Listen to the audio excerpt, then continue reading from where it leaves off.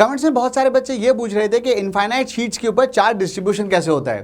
तो आइए हम इसे इस क्वेश्चन के जरिए देखते हैं। यहाँ पे दो आइडेंटिकल इनफाइनाइट शीट्स हैं जिन पे एक पे चार्ज Q है और दूसरी पे चार्ज 3Q है, और हमें ये बताना है कि यहाँ पे जो चार सरफेसेस हैं इनके ऊपर टोटल चार्ज कितना है।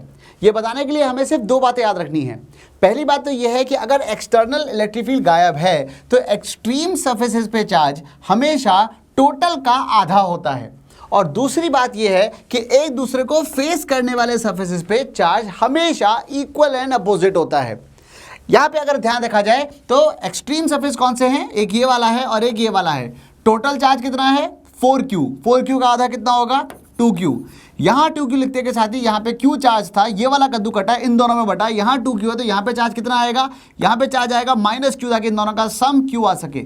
जैसे यहाँ पे लिखा -Q, इसको फेस करने वाले सरफेस पे आएगा +Q। यहाँ +Q है तो यहाँ पे कितना चार्ज होना चाहिए ताकि यहाँ पे 3Q आ जाए, यहाँ पे चार्ज होना चाहिए 2Q। जैसे हमने देखा यहाँ भी 2Q आ रहा है, यहाँ पे 2Q आ रहा है, तो हमें ये पता चल गया कि हमारी कैलकुलेशन सही है। आइए इसी तरीके से अगर हम दो से ज़्यादा प्लेट लेते हैं, मान लो 4 प्लेट लेते हैं और उनके ऊपर चार्ज Q, 5Q, -Q और 3Q लिखते हैं, तो बहुत तेजी से हम ये बताते हैं कि टोटल चार्ज यहाँ पे सारे 8 सरफेसेस पे कितना कितना होगा।